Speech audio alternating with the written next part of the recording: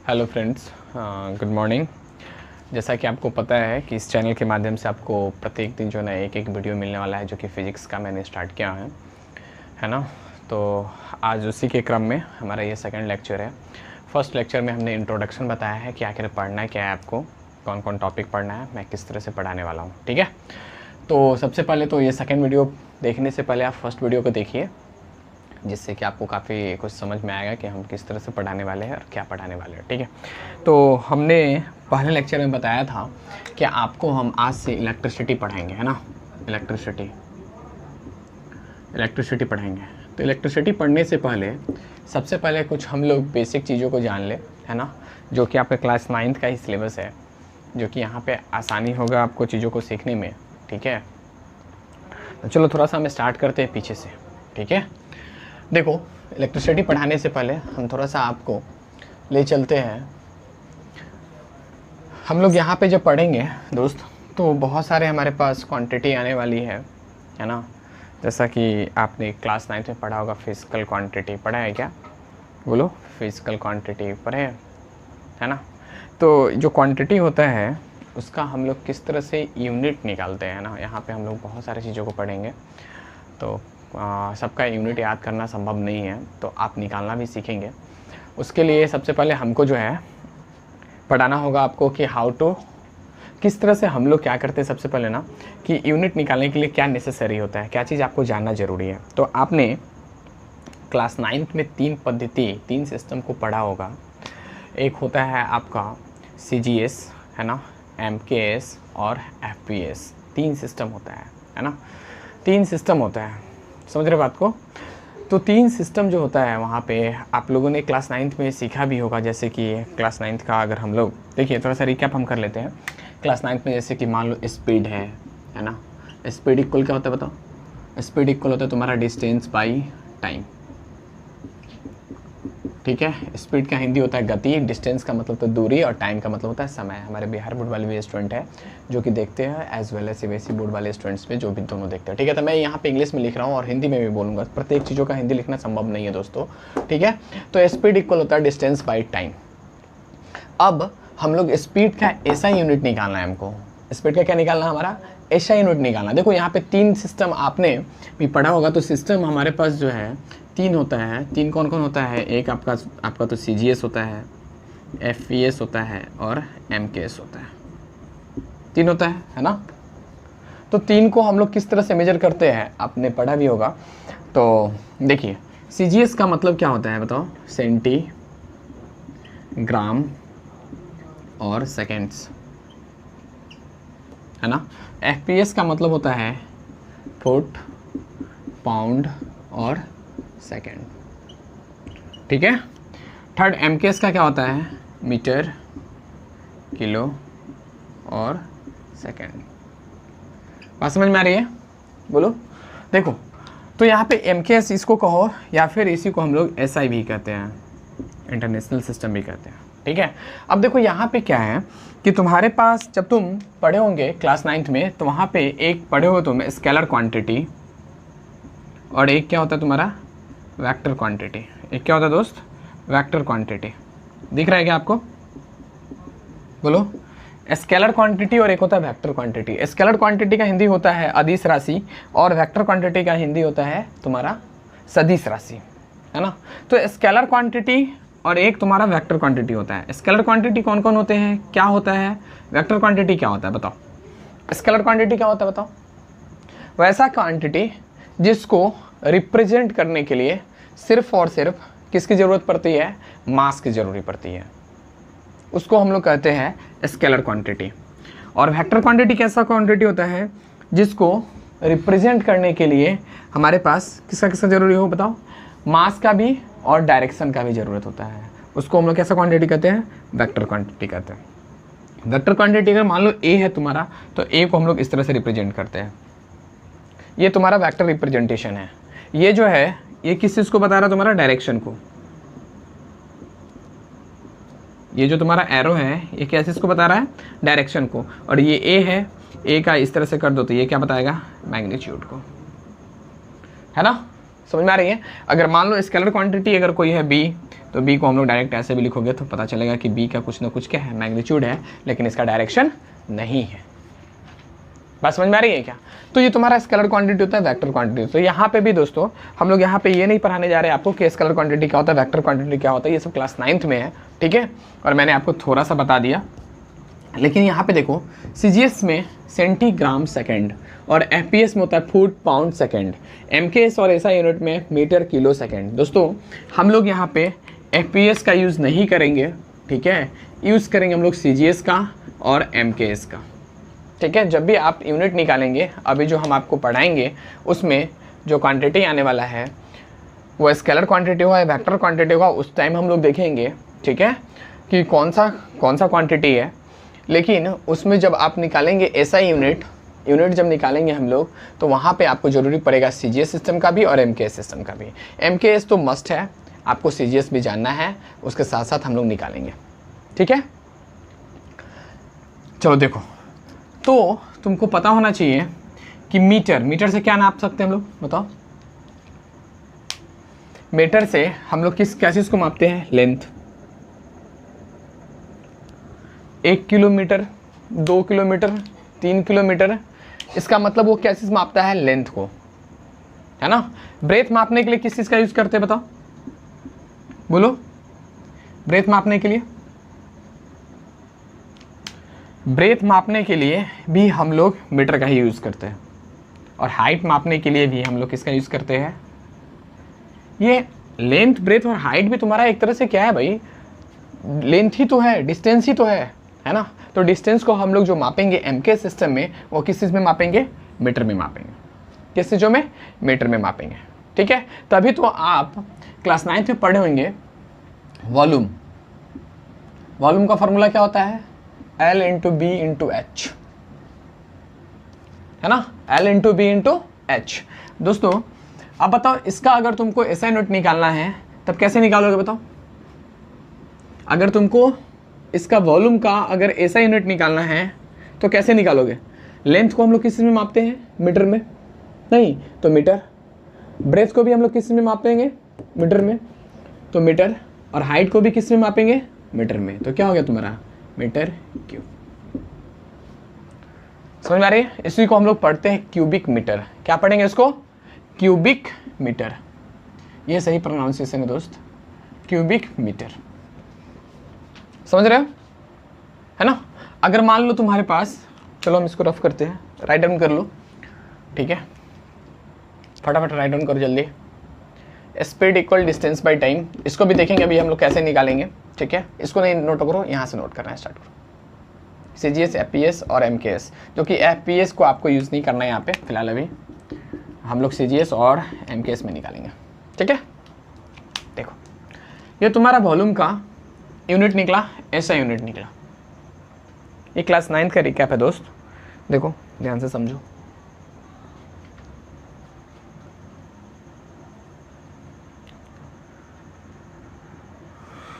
करे रफ,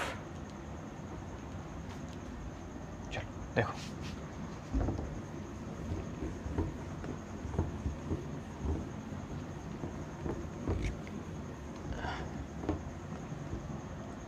देखो, तो यहाँ तक दिख रहा है क्या, यहाँ तक दिख रहा है, देखो यहाँ पे अगर लिख रहे हैं तो यहाँ पे दिख रहा है, देखो। तो अभी हमने आपको क्या सिखाया, CGS और MKS, दो को हम लोग लेके चलेंगे, ठीक है। CGS यूनिट में क्या करते हैं, सेंटीग्राम और सेकेंड। और MKS में क्या चीज़ यूज़ करते हैं हम लोग, MKS कहो या फिर इसको SI कहो, मीटर, किलो और सेकेंड, करेक्ट ना। अब देखो सेंटीमीटर पढ़ते हैं हम लोग, सेंटीमीटर, यहाँ ग्राम और यहाँ सेकेंड। तो दोस्तों मैं आपको बता दूं कि ये जो है लेंथ मापने के लिए यूज़ होता है, और ये तुम्हारा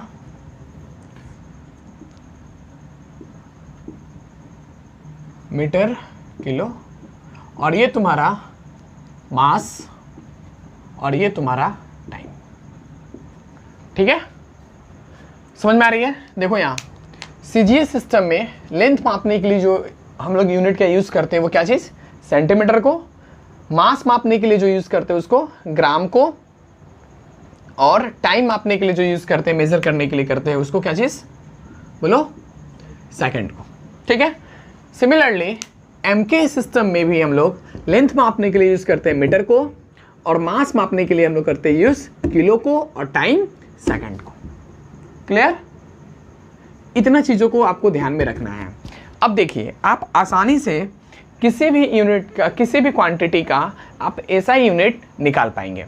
जैसे मैं अगर आपको बोलूं एरिया, एरिया का फॉर्मूला क्या होता है बोलो, क्या होता है एरिया का फॉर्मूला?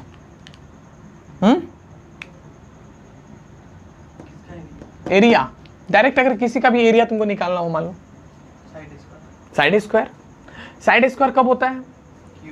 क्यूब का। साइड स्क्वायर कब होता है? ये तुम्हारा स्क्वायर है, देखो ध्यान से, ये तुम्हारा स्क्वायर है। मान लो ABCD अगर तुम्हारा स्क्वायर है, और इसका यदि एरिया निकालना हो, एरिया ऑफ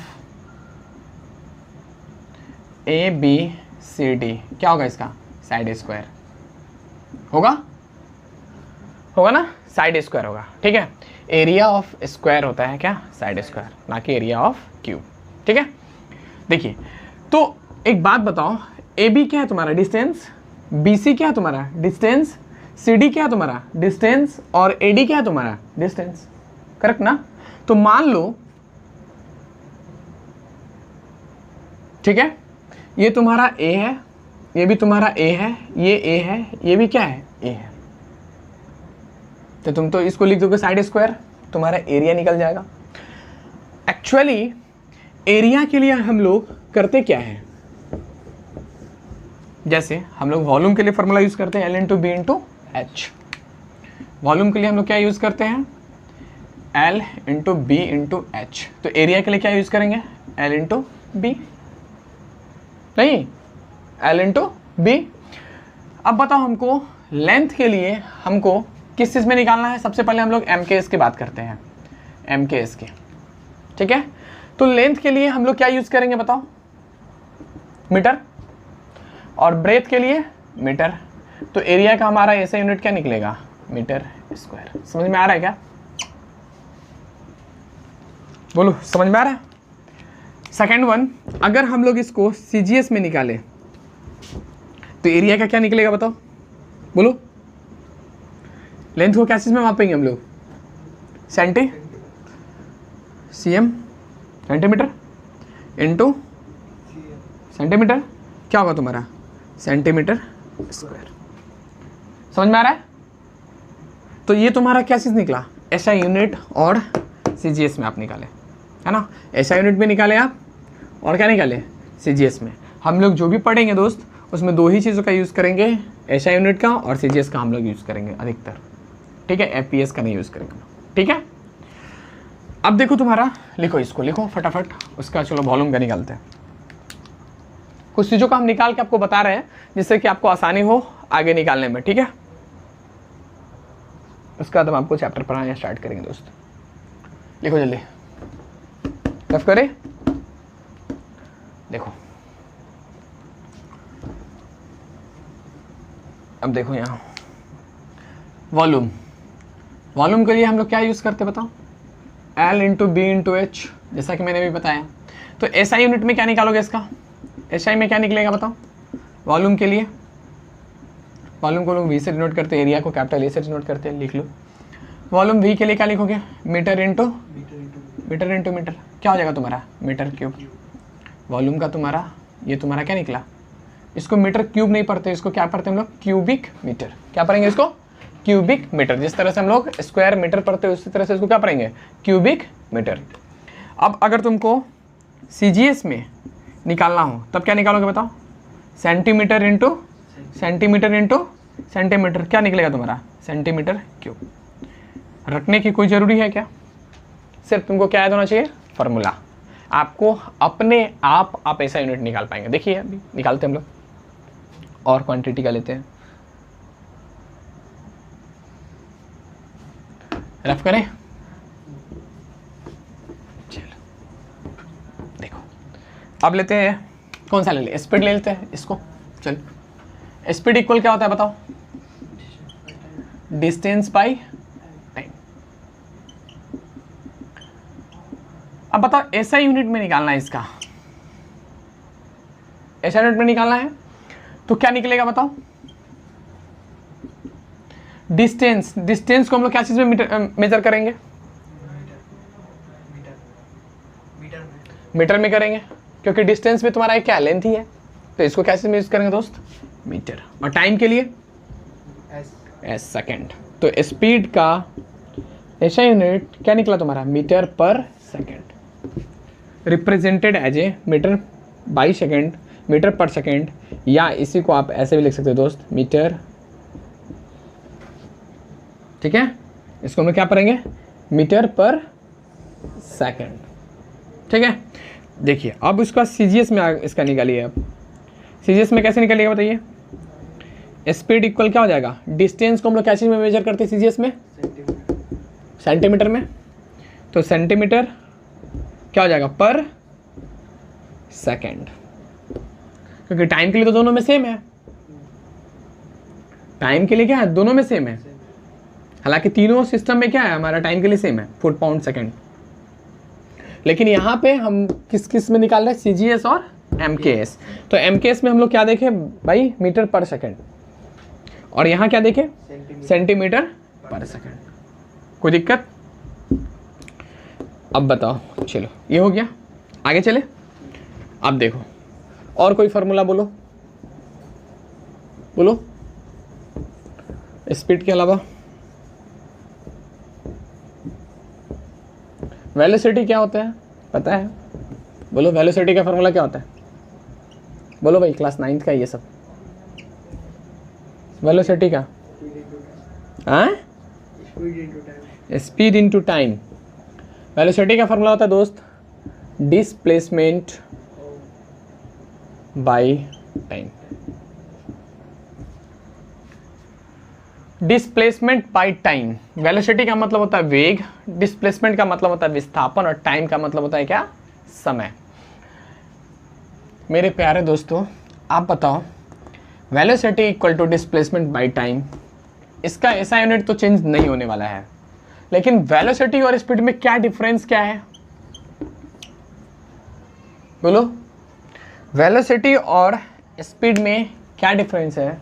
सर वेलोसिटी एक स्केलर क्वांटिटी है, जबकि स्पीड एक वेक्टर क्वांटिटी है, यू नो, अरे सॉरी, वेलोसिटी एक वेक्टर क्वांटिटी है और स्पीड तुम्हारा स्केलर क्वांटिटी है। अभी मैंने आपको बताया था कि स्केलर क्वांटिटी क्या होता है और वेक्टर क्वांटिटी क्या होता है। स्पीड तुम्हारा स्केलर क्वांटिटी है, वेलोसिटी तुम्हारा वेक्टर क्वांटिटी है। ठीक है, बस इतना का फर्क है।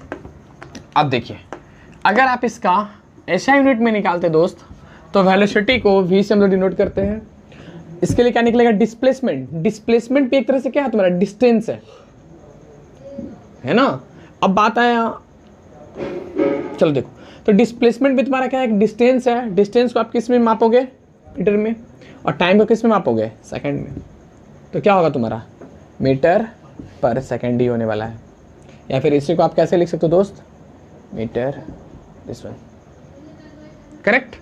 अब सीजीएस में भी यही होगा, क्या होगा बताओ, सेंटीमीटर पर सेकंड, या फिर इसी को कैसे लिखोगे आप, सेंटीमीटर पर सेकंड या सेंटीमीटर सेकंड इनवर्स, करेक्ट ना, यही चीज़ है। अब देखो मैं थोड़ा सा छोटा सा आपको बता दूं, जिनको नहीं पता है डिस्प्लेसमेंट और डिस्टेंस में क्या अंतर होता है, बताओ। डिस्प्लेसमेंट रफ करें, डिस्प्लेसमेंट और डिस्टेंस में क्या अंतर होता है बताओ, बोलो। डिस्प्लेसमेंट और डिस्टेंस में क्या अंतर होता है, डिस्टेंस एक ट्रैवल यूनिट है, जैसे कि हम पॉइंट ए से पॉइंट बी तक, मान लो पॉइंट ए ये है और पॉइंट बी तुम्हारा ये है, ए और बी का दूरी 5 किलोमीटर है, 5 किलोमीटर है, हम ट्रैवल किए, डिस्टेंस हो गया 5 किलोमीटर, डिस्टेंस हो गया तुम्हारा 5 किलोमीटर, 5 मीटर मान लो। हाँ 5 मीटर। वही एक सर्कुलर ट्रैक पे पॉइंट ए से अगर पॉइंट घूम के फिर पॉइंट ए पे आते हैं, तो वो हो गया डिस्प्लेसमेंट, जिसमें डिस्प्लेसमेंट 0 दिखा। मतलब स्टार्ट पॉइंट से फिर दूसरे point कहने का मतलब क्या है, स्टार्टअप पॉइंट पे है। जैसे देखो डिस्टेंस तुम्हारा एक क्या है, डिस्टेंस तुम देखो यहाँ ए पॉइंट है, ए से बी की ओर गया तुम्हारा डिस्टेंस हुआ, ए से बी की ओर गया ये तुम्हारा डिस्प्लेसमेंट भी हुआ। अगर हम लिखे ए बी 5 मीटर ये तुम्हारा डिस्टेंस को डिनोट कर रहा है। अगर हम लिखे ए बी 5 मीटर ये किस चीज़ को डिनोट कर रहा है, डिस्प्लेसमेंट को डिनोट कर रहा है। क्यों? क्योंकि ए बी का मैग्नीट्यूड तो दोनों जगह पे है, लेकिन इसमें डायरेक्शन नहीं है, और इसमें क्या है, डायरेक्शन है कि हम जो जा रहे हैं ये ए से उठकर कहाँ जा रहे हैं, बी पे। बात समझ में आ रही है? तो डिस्टेंस में हम देख रहे हैं क्या, इसका कोई डायरेक्शन नहीं है, लेकिन तुम्हारा डिस्प्लेसमेंट का क्या है, एक डायरेक्शन है जो ए टू बी जा रहा है। नहीं समझ में आ रहा है ना, ए से कहाँ की ओर जा रहा है, बी की ओर जा रहा है। तो ए बी तुम्हारा क्या हो गया, एक डिस्टेंस भी है डिस्प्लेसमेंट भी है। ठीक है, चलो अब देखो सेकंड केस। मान लो कि हम यहां से यहां तक गए, ठीक है, फिर बी से सी पे गए, मान लेते हैं बी से सी पे गए। तो इस केसेस में, in this case if we are starting A to B then B to C, what is the distance covered between the A to C? बोलो कितना डिस्टेंस होगा, ये टोटल डिस्टेंस कितना होगा बताओ, बोलो टोटल डिस्टेंस तुम्हारा कितना होगा, बोलो भाई। A B plus B c ये तुम्हारा क्या होगा, डिस्टेंस होगा। लेकिन डिस्प्लेसमेंट क्या होगा इन दिस केस, बताओ। यहां से एक बहुत अच्छा कंक्लूजन हम लोग निकालेंगे। डिस्प्लेसमेंट क्या होगा, क्या A B plus B C होगा, A to C, this is your displacement, this one. नहीं, बी से सी की ओर हम लोग गए, और ए टू सी जो तुम्हारा हुआ ये क्या तुम्हारा हो गया, डिस्प्लेसमेंट हो गया। तो डिस्प्लेसमेंट होता भी है shorted distance between the 2 points, है ना। 2 पॉइंट के बीच की जो शॉर्टेज डिस्टेंस होती है ना, हमेशा ध्यान रखना, वही डिस्प्लेसमेंट तुम्हारा होता है। ठीक है, तो डिस्टेंस और डिस्प्लेसमेंट की कहानी आपकी क्लियर हुई क्या, समझ में आया? तो तुम्हारा डिस्टेंस कैसा क्वांटिटी है, स्केलर, और डिस्प्लेसमेंट कैसा क्वांटिटी है, वेक्टर। अच्छा, थर्ड वन, तीसरी केस देखो। मान लो ए पॉइंट है, यहां पे बी पॉइंट है, ठीक है। ए से बी की ओर गए इन दिस केस, और बी से ए की ओर आए। समझो कहां से कहां गए, first we should go from a to b, then move back b to a. What is the distance covered by him. मान लो एक व्यक्ति है, एक पर्सन है, एम नाम का एक पर्सन है,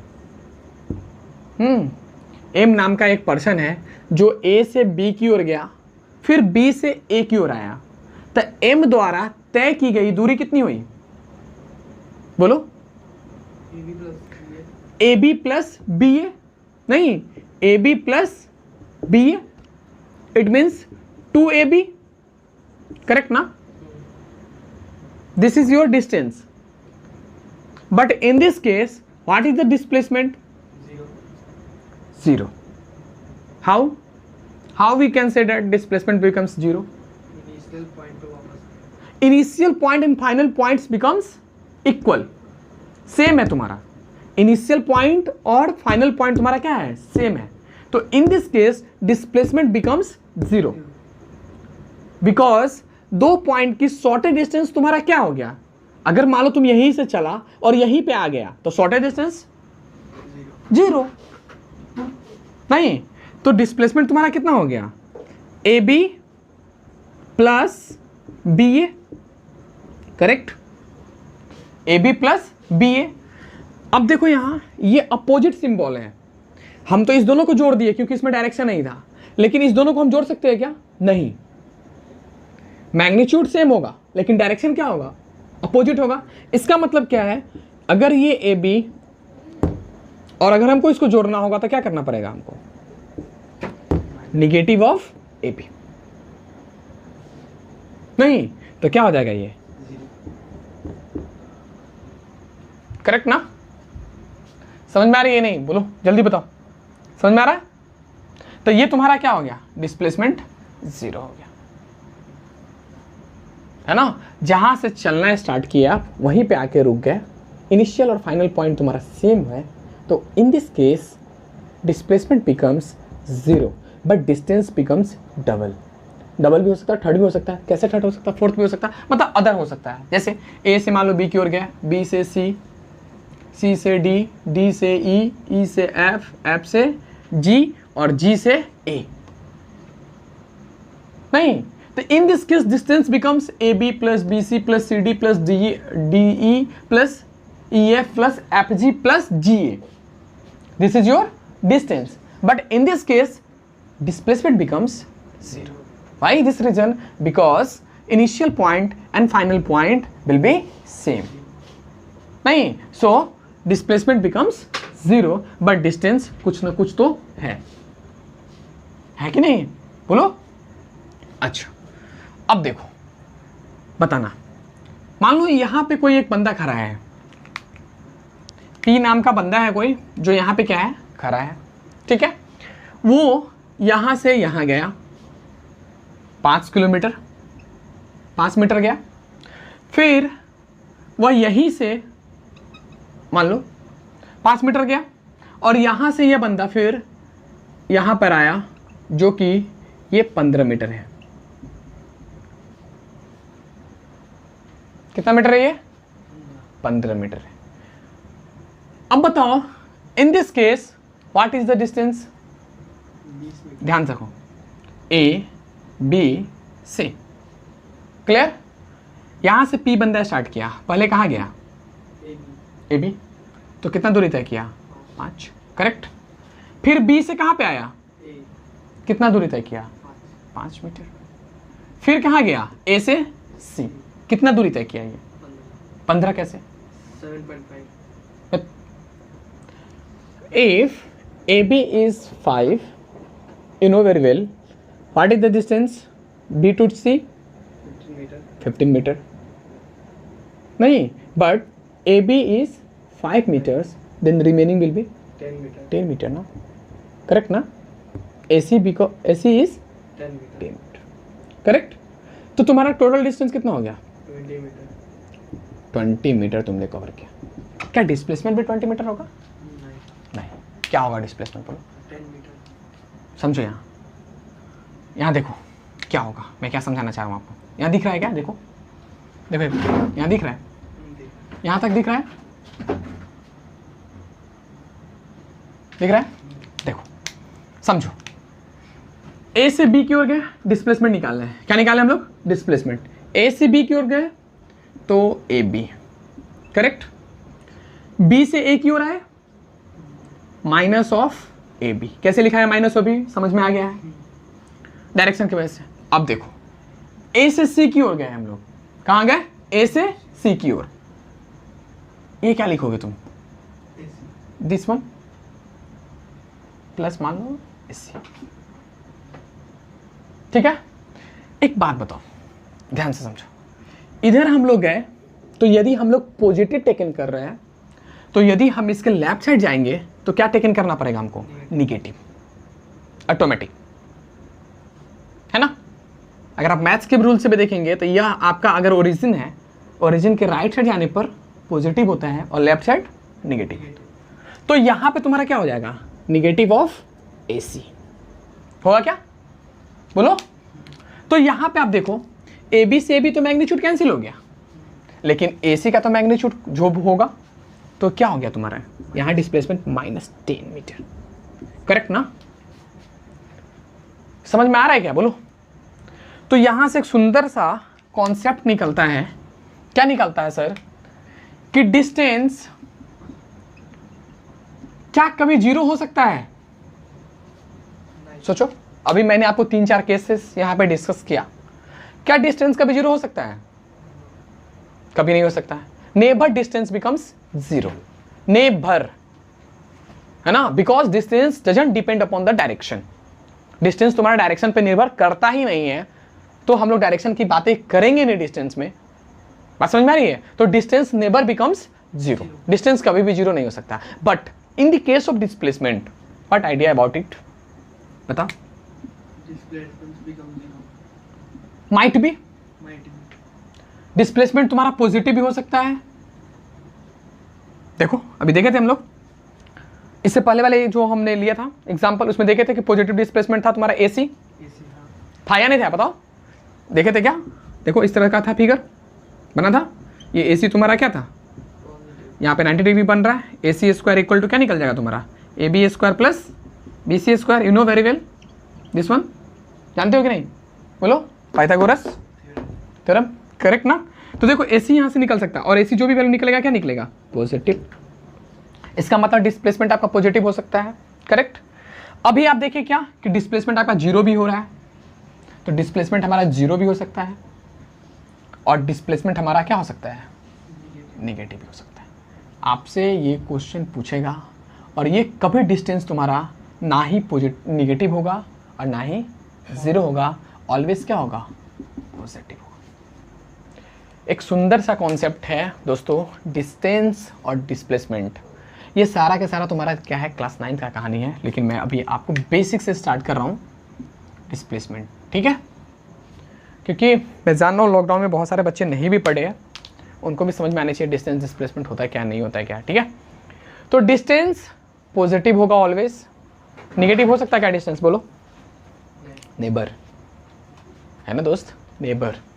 displacement might be sir, positive भी हो सकता है, नेगेटिव भी हो सकता है, और जीरो भी हो सकता है, जो कि आपको मैंने सारा केस लेकर आपको क्या कर दिया, मैंने डिस्क्राइब कर दिया। क्लियर है, बोलो। नहीं क्लियर हो तो एक बार और जाके वीडियो को देखो, ध्यान से देखो, पूरा के पूरा समझ में आएगा दोस्तों, है ना, पूरी एकदम जॉली मोड में पढ़ो। देखो चलो, हाँ, मेरा मतलब था आपको सिखाना CGS और MKS, सिर्फ इतनी सारी बातों को नहीं, लेकिन आई टॉपिक तो मैंने आपको उसमें बता दिया, ठीक है।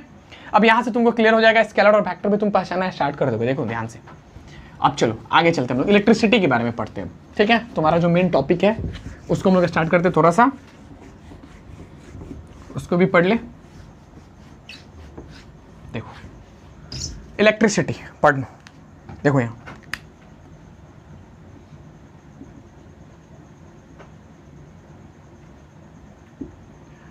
ग्रेविटेशन पढ़े हो क्या क्लास 9 में, ग्रेविटेशन पढ़े हो। ग्रेविटेशन में क्या होता है, अगर मान लो m1 का कोई अगर एक वस्तु है और m2 का कोई वस्तु है, ग्लास पानी ले आओ, 1 मिनट, आप लोग ध्यान से वीडियो देखिए दोस्तों, ठीक है। और जो भी आपको दिक्कत हो ना वो आप कमेंट करें, ठीक है। सारा चीज़ का सॉल्यूशन यहाँ मिलने वाला है आपको, सिर्फ आप पढ़े, वीडियो को अच्छे से पढ़े, ठीक है।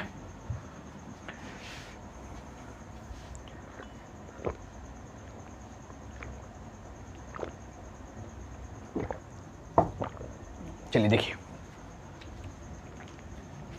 देखिए इलेक्ट्रिसिटी पढ़ने जा रहे हैं, लेकिन हम कहाँ से रिलेट कर रहे हैं इस चीज़ों को आप ध्यान से देखिएगा। देखिए यहाँ M1 और M2 दो बॉडी है जिसका मास क्या है, M1 है और M2 है, ठीक है। आप ग्रेविटेशन में क्या देखे थे कि ये दोनों वस्तु एक दूसरे को आकर्षित करती है अपने ओर, अट्रैक्ट करती है अपने ओर, करती है क्या। कौन सा फोर्स लगता है इसमें, ग्रेविटेशनल फोर्स। कौन सा फोर्स लगता है बता, ग्रेविटेशनल फोर्स लगता है ना। यहां M1 और M2 दो बॉडी है जिसके द्रव्यमान तुम्हारा M1 है, जिसकी मास M1 है और M2 है। इस दोनों के बीच में कौन सा फोर्स लगता है, ग्रेविटेशनल फोर्स लगता है क्या, समझ में आ रहा है, बोलो। सिमिलरली दोस्तों, जब हम इलेक्ट्रिसिटी पढ़ना स्टार्ट करेंगे तो सबसे पहले उसमें हम लोग पढ़ेंगे चार्ज के बारे में। चार्ज होता क्या है, what do you mean by charge. चलो एक हम एग्जाम्पल लेते हैं शॉर्ट सा, ठीक है, आप ध्यान से बताना। मान लो एक कॉम्ब है तुम्हारा, कंघी, कॉम्ब जानते हो, कंघी, एक कॉम्ब है। उस कॉम्ब के सामने अगर मान लो उस कॉम्ब के पास तुम यदि टिन्नी टिन्नी मतलब स्मॉल पीसेस अगर तुम पेज ले जाते हो, कागज ले जाओगे, क्या कंघी इसको आकर्षित करेगा, अट्रैक्ट करेगा या रिपेल करेगा? In the initial state what is the reaction between them if be placed या वी शुड गो, इसको कहाँ, इसके नज़दीक लाते हैं, कॉम्ब के नज़दीक यदि लाएंगे हम लोग, किसको, पीसेस ऑफ पेपर को, तो क्या रिएक्शन होने वाला है यहाँ पे? नथिंग, कोई रिएक्शन नहीं होने वाला है ना, कोई भी रिएक्शन नहीं होने, मतलब कोई रिएक्शन कहने का मतलब क्या है, ना ही इसको ये अट्रैक्ट करेगा और ना ही इसको ये क्या करेगा, रिपेल करेगा, मतलब ना ही इसको आकर्षित करेगा और ना ही इसको यह प्रतिकर्षित करेगा।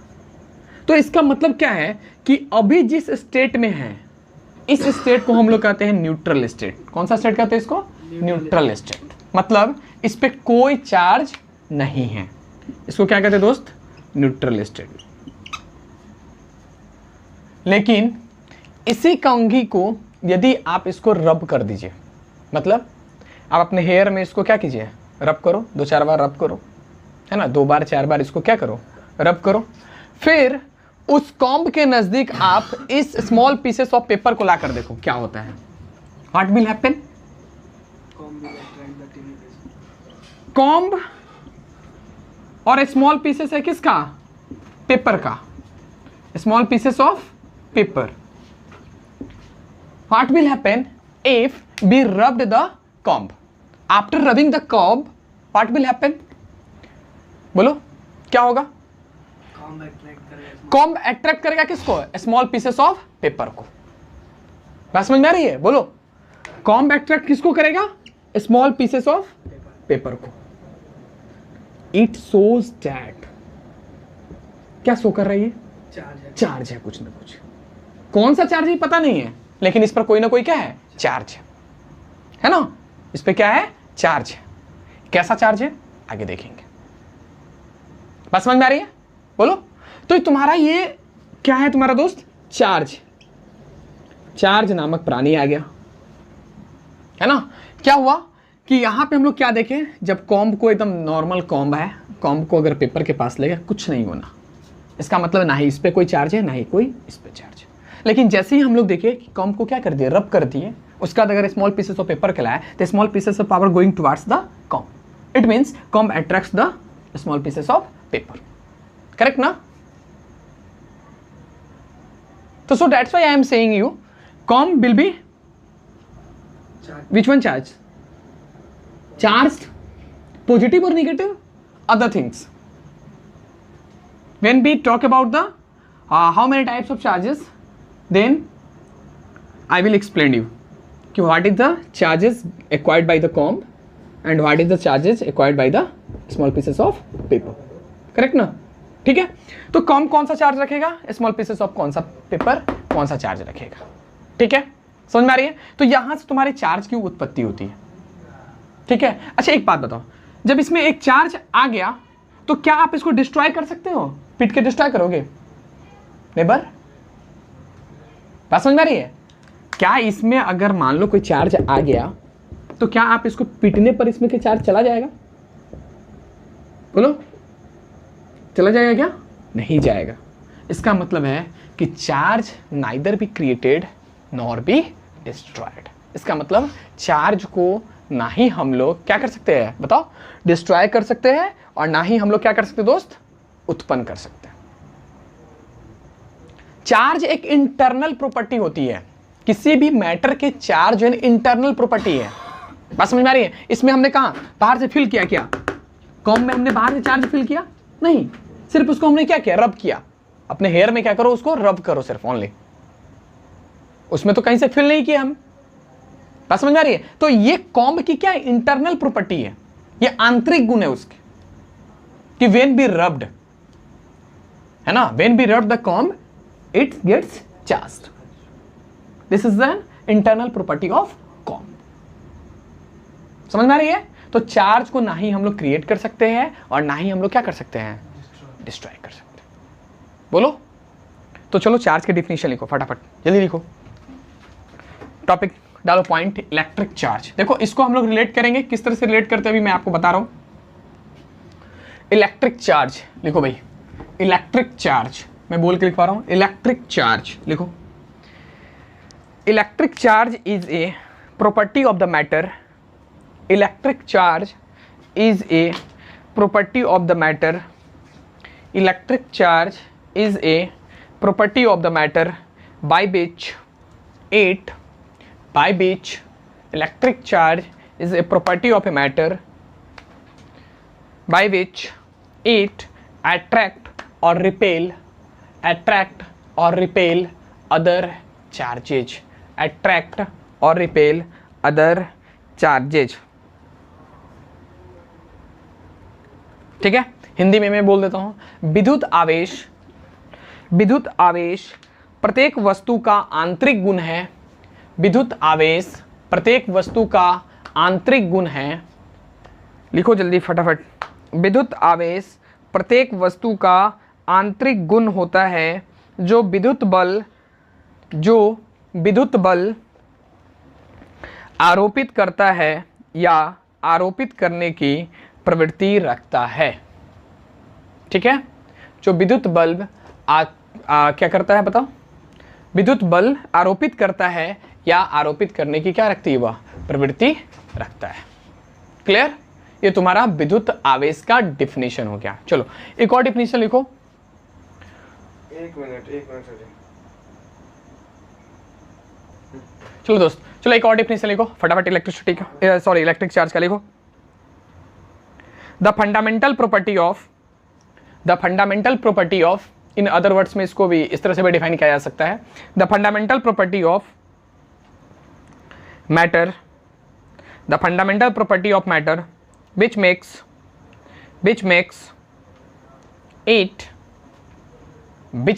it sensitive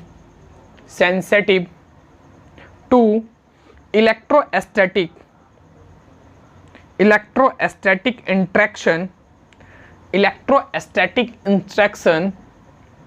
is called electricity, correct? लिख लिए? तो ये तुम्हारा क्या चीज का डिफिनेशन हो गया, तुम्हारा इलेक्ट्रिसिटी का डिफिनेशन हो गया। सॉरी, अरे इलेक्ट्रिक चार्ज, हम तो इलेक्ट्रिक चार्ज तो लिखवा दिए थे, इलेक्ट्रिसिटी का ये हो गया। ठीक है, तो ये तुम्हारा डिफिनेशन किसका होगा दोस्त, इलेक्ट्रिसिटी का। हमने आपको इलेक्ट्रिक चार्ज के बारे में बताया। अब इलेक्ट्रिक चार्ज में आगे किन किन कणों से मिलकर बना है इलेक्ट्रिसिटी, कौन कौन से पार्टिकल्स है, इलेक्ट्रॉन प्रोटॉन न्यूट्रॉन के बारे में पढ़ेंगे। इलेक्ट्रॉन प्रोटॉन न्यूट्रॉन होता क्या है, कैटायन क्या होता है, अनायन क्या होता है, टाइप्स ऑफ चार्जेस क्या होता है। ठीक है, ये सारी चीज़ों को अगले वीडियो में हम लोग डिस्कस करेंगे दोस्तों। ठीक है, आप इस वीडियो को देखिए, अच्छे से एंजॉय कीजिए। ठीक है, और पढ़िए मन से। ठीक है, तो आज की वीडियो में हम लोग इतना ही रखते हैं। ठीक है, कल हम लोग पढ़ेंगे how many types of charges. ठीक है, चलो तो टेक केयर, बाय।